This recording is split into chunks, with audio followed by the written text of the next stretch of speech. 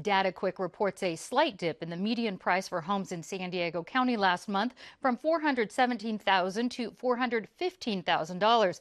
At the same time, home sales dropped in July, and changes to federally backed home loans could make it harder for buyers.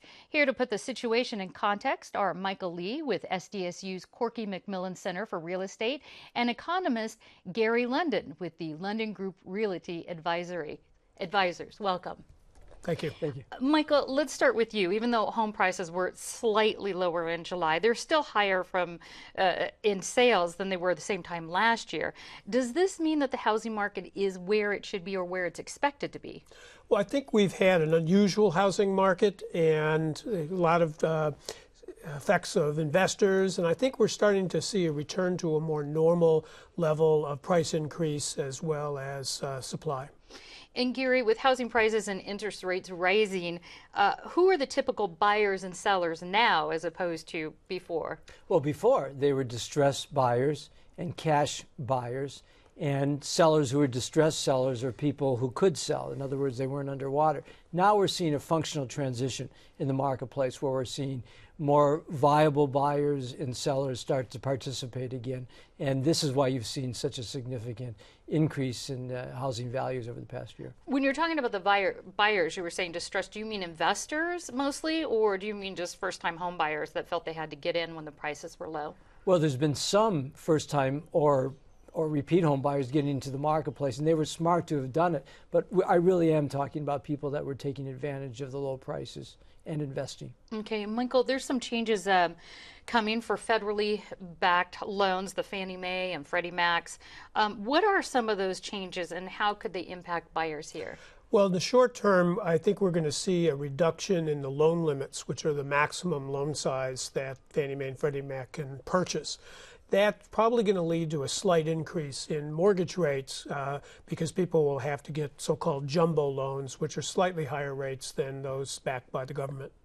And that's going to start happening in January, correct? That's going to start happening at the beginning of the year. And these changes, I understand, are part of the government's goal to divest itself, they say, from the housing market. What else, if anything, can we expect to see? Well, there are reform proposals for dealing with Fannie Mae and Freddie Mac in Congress right now.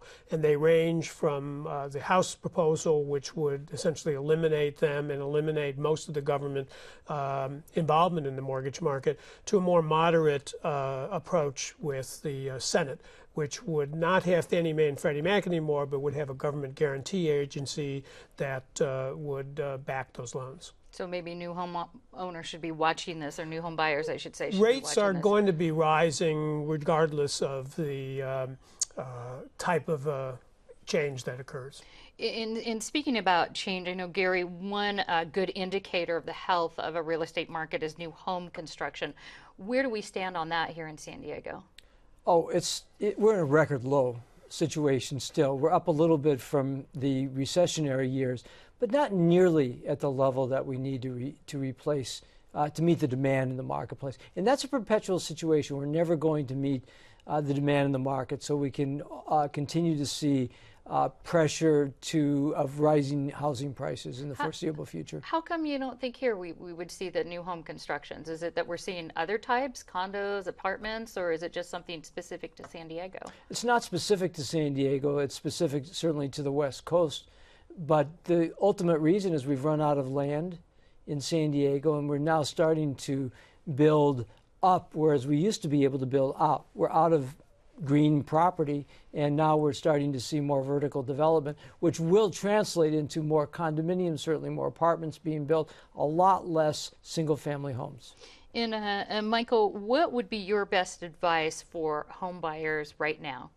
I think this is a good time to get into the market. I think that interest rates are going to be rising, and house prices will continue to rise even at a slower pace.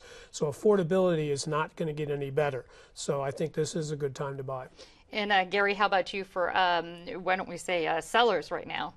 Well, I think you're going to see more and more sellers get into the marketplace as values of housing rise. You're going to see less underwater situations and more people having the ability to actually sell. The fact that we have whatever pace of increase in interest rates probably isn't going to be such a bad thing, because that means that lenders are also going to be more active in being able to loan to these people as well. So should they sell or wait? Well, I would say waiting can't hurt, but you'll see more and more people in the market selling. All right, Gary London and Michael Lee, thank you so much for this update. You're Thank very you, welcome. Peggy.